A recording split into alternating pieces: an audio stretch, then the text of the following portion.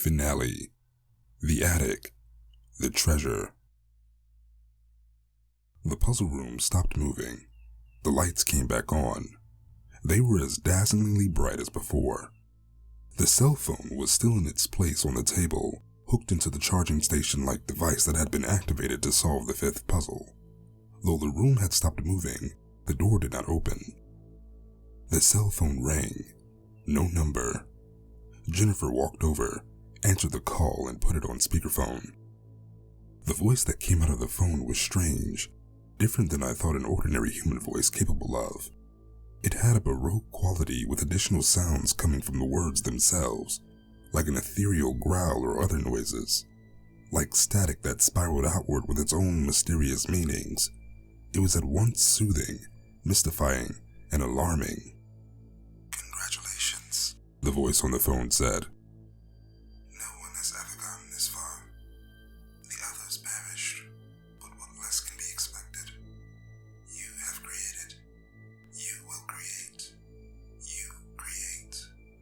Nonetheless, congratulations are in order. You risked and you won. Now, step forward and claim the treasure." The call on the phone ended. The door opened. That call shook us, but we were not to be deterred, not this close to the treasure. We walked into a hallway that would have been dark if not for the spillover from the bright puzzle room. There was an old but solid-looking wooden door at the end of the hallway. When Patrick put his hands on the doorknob and asked us if we were ready, it reminded me of when we'd gotten ready to enter the front door of that house. But there was no knocker this time, no rules we had to follow in order to enter. Patrick opened the door. We got a glimpse of a typical-looking medium-sized attic lit by a single light bulb. It had stuff like dusty clothing piled high, broken TVs and other electronics, and an assortment of chests and other storage containers. Some blood-covered old Legos had spilled out on one of the plastic storage bins. Mannequins stood in shadows, wearing dark clothing that made them more difficult to see. I knew we had put some of that in the attic in our designs as kids, but I wasn't sure how much. There was a closet door I didn't remember putting in. Towards the back of the attic, there was a long, coffin-sized chest that stood out. It was like an amalgamation of a coffin and a treasure chest. Its outside was etched and gilded like a treasure chest, with a touch of the Gothic. It was a treasure chest we might have imagined in a haunted house as kids. On the other hand, it had the more somber dimensions of an expensive coffin. As with the puzzles, we had simply circled this particular area in our sketchbook designs and written in the word treasure. For all we thought we knew back then, the treasure could have been piled high in the attic outside of a container, like all that old clothing. That chest had no lock or a place for a lock on it, but it did have latches. One of us unlatched it, and together we pulled it open. Inside was a woman with long blonde hair grown past her waist, hair that seemed like curls of gold in that light. Her facial features were a little different than I expected, but more and more reminded me of Sally. She was very frail, her skin was intact, and her body was moving up and down. She was breathing. Her eyelids twitched, began to open. Although she was right there in front of us, we called out to her as if she was on the other side of a river. It was Sally. She wasn't dead. Sally was alive. At some point, not long after we opened the chest, Greg went up and closed it, and he closed the latches. He did all that with one hand, his other holding his sketchbook and pencil together. When Greg stepped away, all we could do at first was gawk at him. The way Greg stared back at us, his pencil in one hand and the sketchbook in the other, recalled to me that the strange look he had on his face when we'd said for the first time aloud that Sally could be the treasure, when we said that here as adults on the first floor of this haunted house we had imagined as kids. The little closet door in the attic opened. I heard it and had to turn my head to see. One thing after another came rushing out of the closet from a hunched position. The Frankenstein's monster that had parts of each of us, the butler mannequin, and the demon doll. As far as I can tell, modifications had been made to everything but the Frankenstein thing. They were more powerful and lifelike than the versions we'd seen before, and weirder.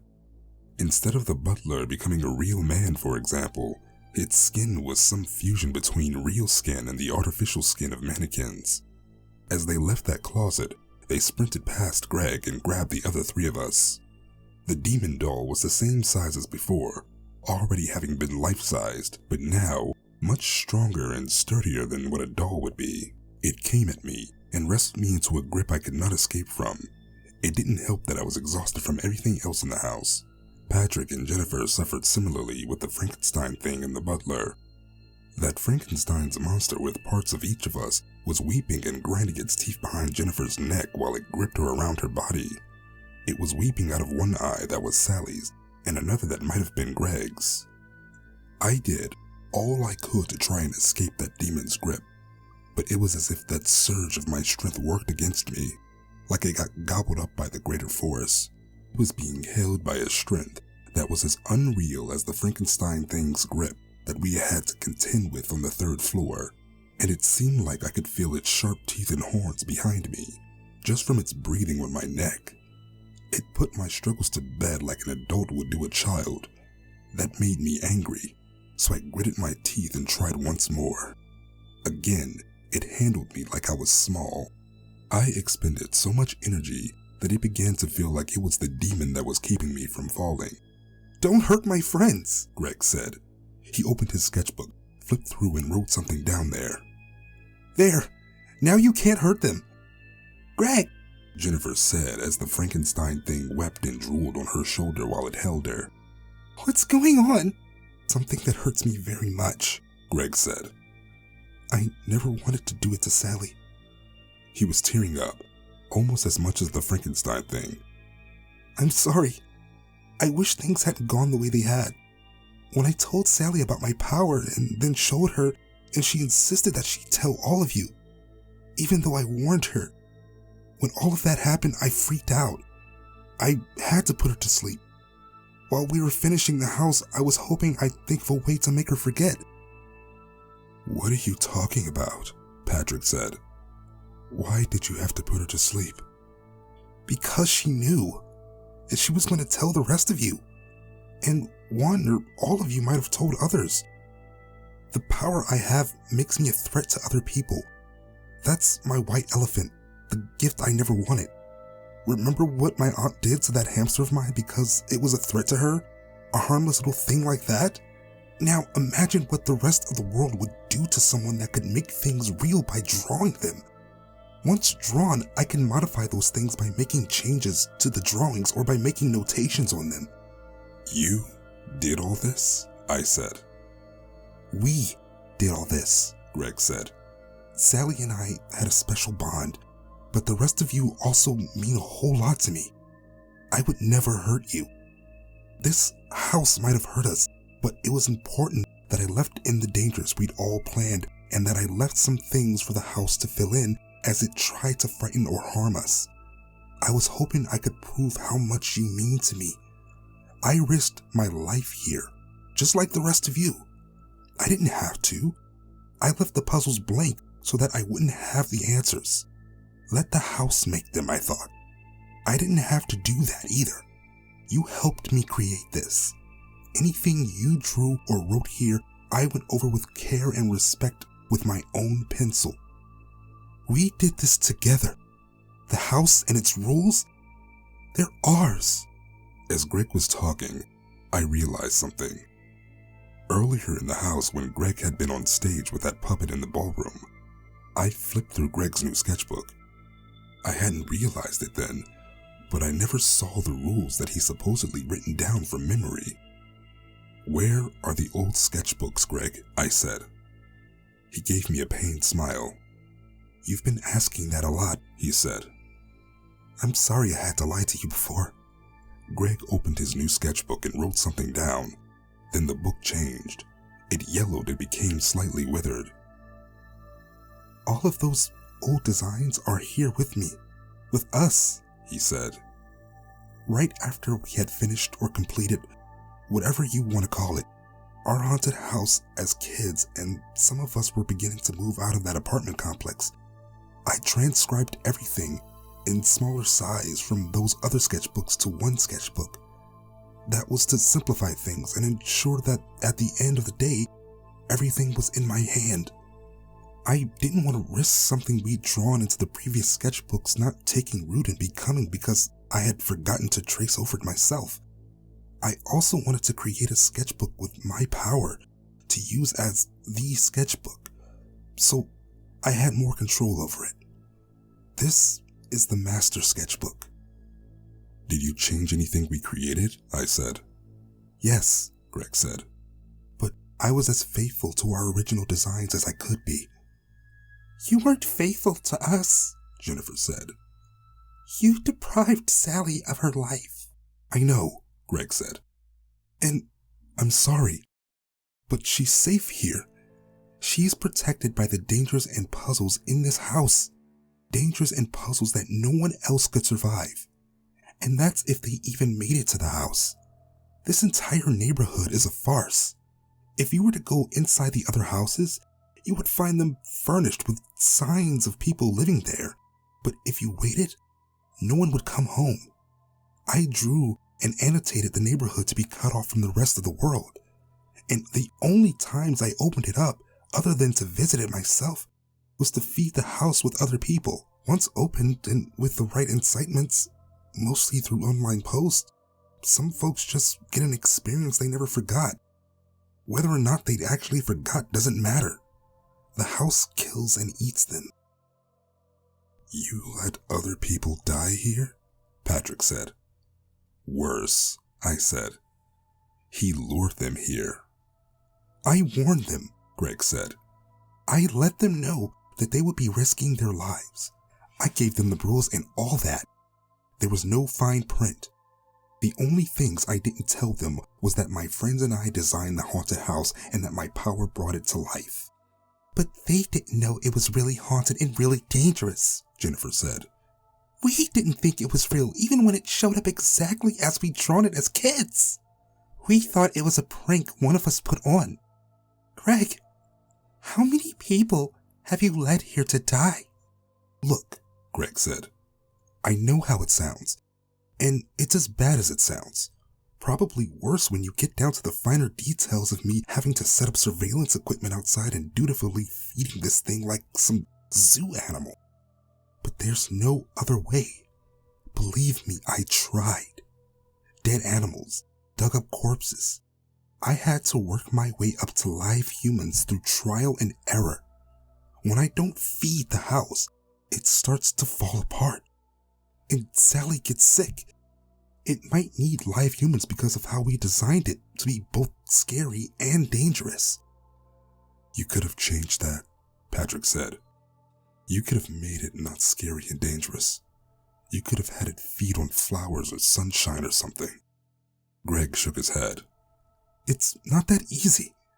If you give someone godlike power without giving them godlike knowledge, they can't just make up whatever changes they want willy-nilly and hope the results won't be disastrous. What if Sally died because of some big change I made? And trust me, altering the diet of this house would be a big change. I never wanted this power. I never asked for it. The only times I loved using it was when we made this house together. I rarely use it these days, other than for maintenance, keeping Sally safe and keeping my own head from being lopped off by the rest of the human race. I'm glad you all haven't tried to tell me that you'll keep my secret if I just let you go. Sally tried to do that in the end. Changed her tune. Said she wouldn't tell anyone. Obviously, I knew she was lying. That hurt me worse because it made me feel like I was some kind of kidnapper or killer. It broke my heart. Whatever you plan on doing with us, I said, replan it and let all of us, including Sally, leave this house. You said earlier you told some friends you'd be here. Yeah, right. But I really told some people I'd be here. Now those other friends of mine might not come rushing up at 3 a.m., but they'll begin to wonder why I haven't come back the next day. Did you not hear me? Greg said.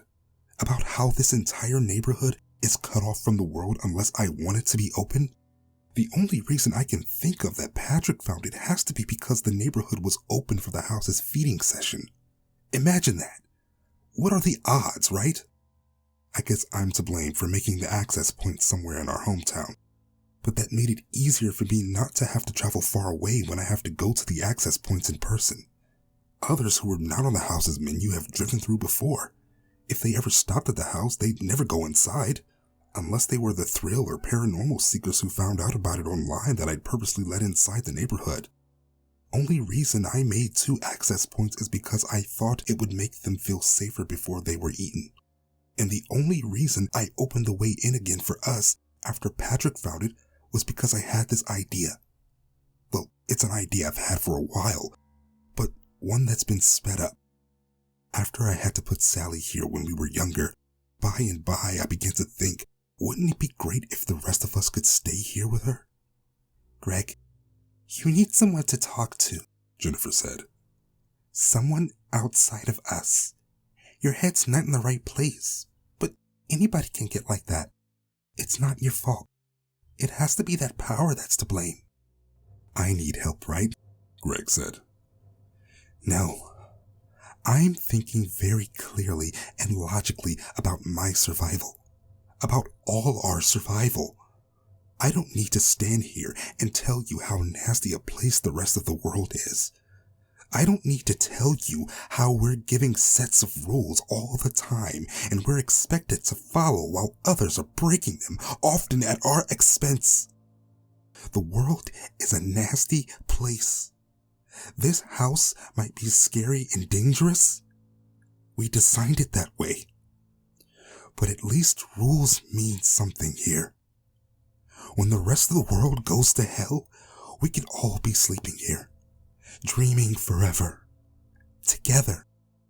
I haven't figured it out yet how the neighborhood could open and close of its own accord to let others in when it has to feed.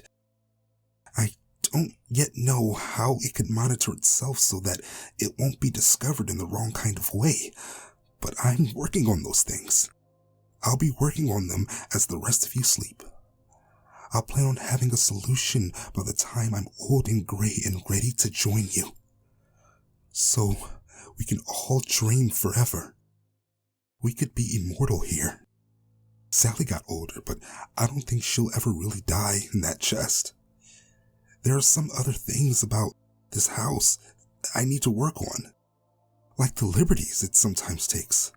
Filling in the details is one thing, but it wasn't me who put Sally's voice in there singing to us from the 4th floor ballroom.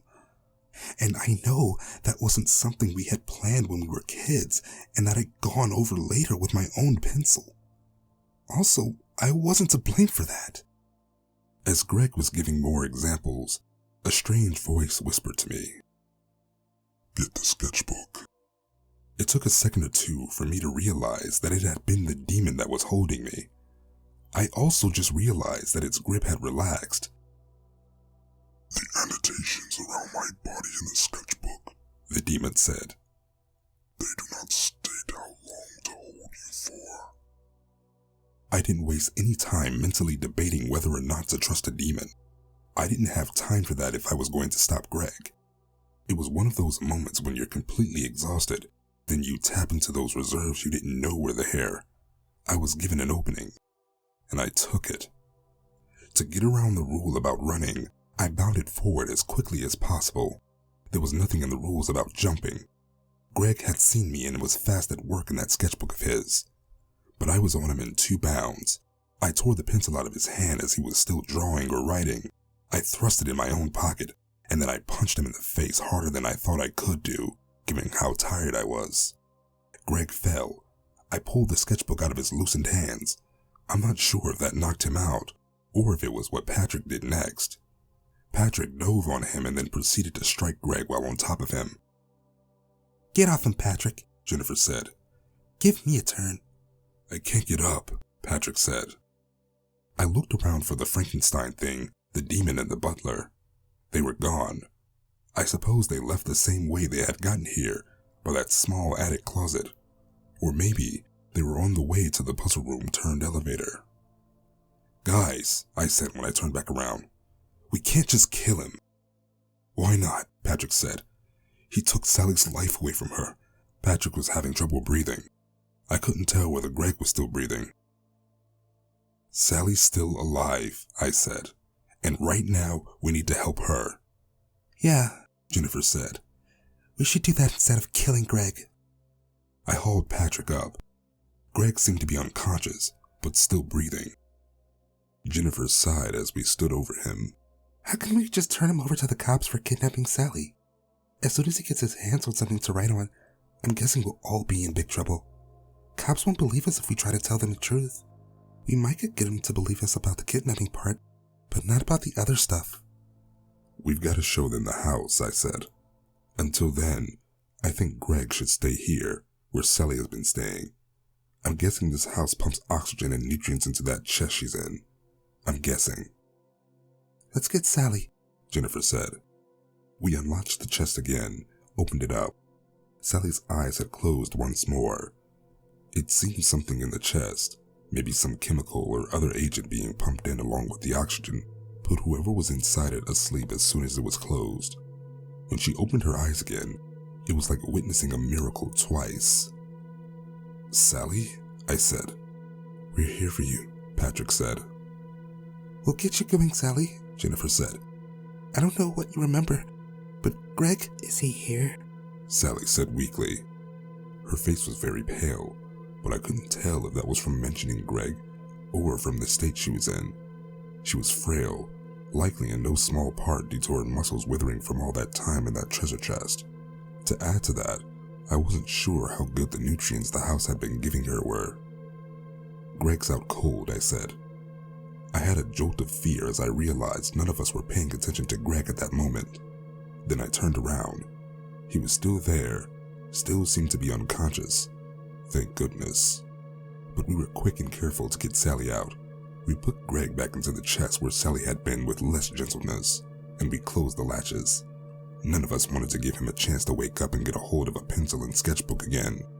We took the sketchbook Greg had been holding and put it in my waistband, as Greg had done when going through the house's crazier parts. I carried Sally, who was very light, while Jennifer propped up Patrick. We went back to the puzzle room. When we took the cell phone out of the nook on the table and unplugged it from the cord, the lights went out again. The room moved back to the 5th floor. We did not have to experience the blade trap again on the 5th floor railway. As I've mentioned, it doesn't activate when you're coming back. We spent some time with Pete the unicorn. During that time, Sally reached out from my arms to pet him. She said we had to remove the unicorn from the house, that it didn't belong here, that it never had, and we said how he had already determined to do so. I had a promise to keep to that unicorn, but right then we had to get her and Patrick to a hospital, and we'd have to come back with a horse trailer or something. There was no way we could fit Pete into our car. As I carried Sally down the stairs while Jennifer helped Patrick, Sally was as light as a dream. She looked as tired as the rest of us felt, but she seemed none too eager to fall back asleep. I don't blame her. From the cubbyhole near the front door, we got the rest of our cell phones and the keys that had electronics on them. 4 of us had entered the haunted house we made up as kids. 4 of us left. We had replaced Greg with Sally. It was about 5 a.m. Nearly 12 hours had passed since we'd gone into that house. It had seemed like much longer. We got in the car we had come in and drove straight to the nearest hospital. When we checked Sally and Patrick into the hospital, we'd said they'd been the victims of a kidnapping and some traps had been set by the kidnapper. That was basically true. At the time of this writing, a little over 3 weeks have passed since we went into that house and since Sally and Patrick were hospitalized. Patrick did have some broken ribs, but those are already healing up nicely. His other injuries are muscle related and should heal even more quickly. He's been out of the hospital for a while. Sally's health issues are more complicated. She had been lying down and, as far as we could tell, asleep for over 10 years in that house. Many of her health issues are similar to someone who has been in a coma for a long time. Her muscles and bones, for example, are so weak and atrophied that she has to work constantly with doctors and physical therapists to try to get them better. We're not sure if they'll ever be completely better. We don't know if she'll ever be able to walk again. We visit her all the time. She missed a lot of time, but she's the same Sally we knew. At least one of us is always there visiting when we can, filling her in on the kinds of things we missed while she was asleep into adulthood. Sometimes it seems like she's the one visiting us when we see her, like she's the one comforting us. She finds ways to make us laugh when we start to get sad about what she experienced, and about what she didn't experience. She was able to find levity in the darkest of things, even in her own captivity in a coffin-like chest. It reminds me of how she had come up with the idea of designing the haunted house, probably to make us feel better about being so cooped up as apartment brats. It's unfortunate that her idea of an escape had a reaction with Greg's personality and power. In a way, it might have been a good thing that she had been asleep, and opposed to her having been awake the entire time in that chest. The police reports have also been very complicated, mainly because we're not able to find our way back to that neighborhood with the house in it. Jennifer and I even put pins down on our GPS as soon as we were leaving, so that we could come back and check on it directly after dropping Sally and Patrick off at the hospital. We were mostly concerned about someone else going into that neighborhood and for whatever reason, trying to get into the house. As far as we could tell, Greg had left the path into that neighborhood open, even after we'd walked inside the house. How else could we have gone out of it? But when we tried to go back, the neighborhood was gone. There was some woods in its place. As much as we searched those woods, we could not find the house. So what were we supposed to tell the police without evidence? The four of us agreed on what our story would be in the meantime. We figured as long as Sally was telling the same story as us, we might look innocent of having anything to do with her disappearance all those years. But it seems that people are getting more and more suspicious. Our stories, while in sync, are too vague. And there's the matter of Greg who disappeared in her place. Here's basically what we've been telling the authorities and Sally's loved ones alike. Jennifer, Patrick, Greg, and I all got an anonymous tip, a letter in the mail directing us to a house and promising us that our childhood friend Sally was there. The letter told us we had to bring our letters to the house and burn them in a fireplace in order to see our friend. We had to come alone. We think this meshed directly with the general kinds of stuff we had told others before going. We did as the letter instructed, following step-by-step directions to a house where we expected someone to come out and meet us with further terms, or else try to kill us. But when no one came out to do either after we had burned our letters, we decided to explore the house. We found traps, which is how we got cut and injured, and we found our childhood friend Sally in a comatose state. Greg disappeared while we were in that house. We'd gotten separated at some point. We don't know where he is. We can't give details about the kidnapper or kidnappers because we never saw them. At the time, we had been so concerned about getting Sally and Patrick to the hospital that we hadn't made the point of remembering the address. The location wasn't saved in our GPS either because we had been going by step-by-step directions to the house. That's the kind of report we've been giving. Obviously, there are some truths in there and also plenty of lies and omissions. We hope it will suffice until we can get back to that house and bring the police with us. Otherwise, they're not going to believe a word we say. We set up our own hidden cameras outside where the road leading through the neighborhood should be. As we were doing so, we found a couple of Greg's secret cameras and took them out. Whereas he had been trying to lead people into that neighborhood for the house to feed on, we were hoping to notice if and when the way opened up again. We had 4 things in mind mainly: to prevent the house from feeding, to get the police to go there with us, to get Greg into their hands with a promise that they won't let him anywhere near drawing or writing materials, and to get that unicorn out. We hoped to get the unicorn out before we went to the police, because we were pretty concerned about what might happen to that unicorn if the police knew about it. We'll probably never forgive Greg. We probably never should. But we mostly agree that he should not suffer the fate as Sally did all those years, even though that would be one of those cases of the punishment fitting the crime. Patrick says to let him rot. I don't know for sure if the way to the house will ever open up again. Maybe the house is responsible for closing the path. Maybe it was something Greg had done before we got him, where you could go out of the neighborhood, but you couldn't come back. It could also be that Greg somehow woke up, got out of that latched chest and closed the path off himself. We're constantly monitoring those cameras we set up near where the neighborhood should be. When or if it opens up again, we'll be ready. But something happened recently that has led me to believe that this might not only have been us that left that house in its neighborhood. 2 somethings if you can count the second incident. The first that happened was a couple of days ago. I've got a small house with some woods behind it. My whole street has got woods behind it. I tend to have a lot of backyard visitors, everything from stray cats to deer. When I heard something making a lot of racket on the back porch a little after 3 a.m., my initial thought was, big old cat looking for food, probably knocked something over. Then as I woke up and went over to the back door, I felt sure it was a deer because it was too big. It started pawing at the door, so I got a rake from the garage, came back and opened the door. It was Pete the unicorn. That rotting, maggot-infested son of a myth. I'm not sure how he got my address. Some animals are exceptionally good at tracking, but I can't say for sure about an animal that has never existed to begin with. However it got to my house, I quickly brought it inside. I didn't want any of the neighbors to see. When I think about what could happen to that unicorn, it reminds me of Greg and all those fears he has of other people seeing him as a threat. That's kind of related to that hamster of his too, I guess. Whatever the world might have done to Greg before they had learned about his power, now because of what he's done to us and what he might do to others, things are going to be a whole lot worse for him when they find out. Is it crazy that I feel bad for him and hate him at the same time? But the unicorn is not Greg. I don't think it would harm anyone, if it could help it. Yeah, it broke some of Patrick's ribs, but I blame that more on the house and on Greg. With a better living situation, who knows? Is it living situation or unliving situation for something that's undead? I moved my truck and just about everything else out of my garage to make a spot for Pete. He has some hay and a little bit of space to move around in, until we can get a better location for him, that is. I've told the others that he came to my house and is temporarily living in my garage. Patrick and Jennifer have already been over to see for themselves. I think Sally wants to keep the unicorn herself once her health improves. Maybe we can pool our resources and find a secluded piece of land somewhere for it to live on. I'm still trying to figure out what an undead unicorn eats. For that matter, I don't know what a living unicorn might eat since, to my knowledge, there hasn't been any.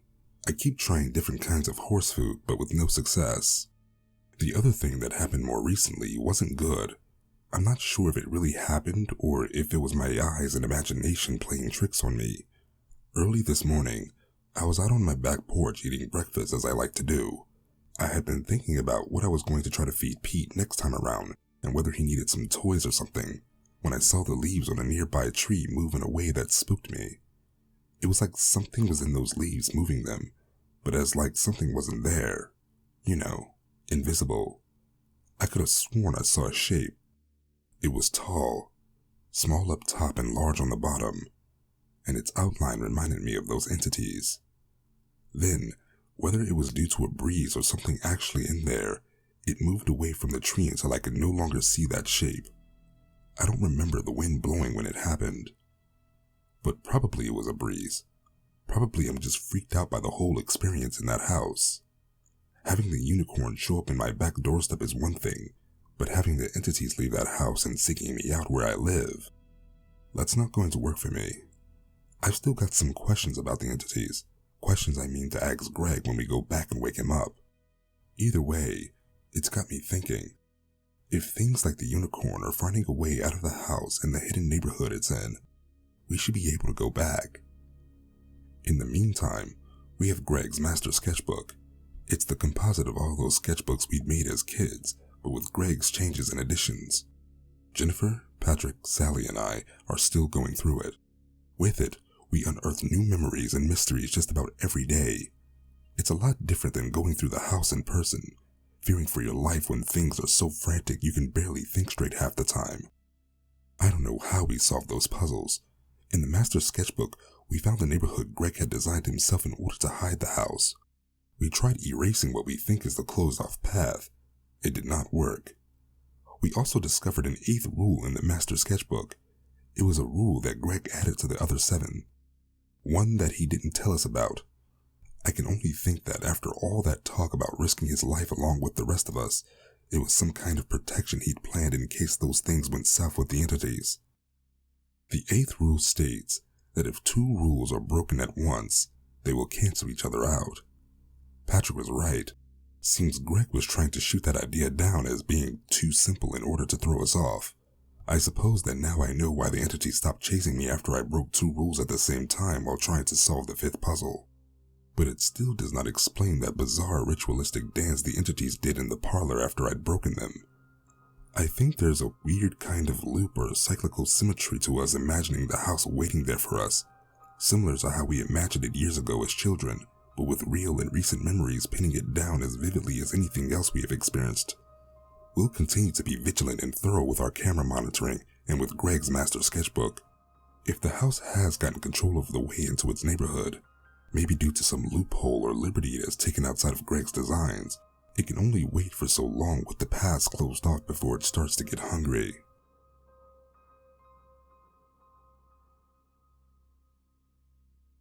Happy Friday, everyone.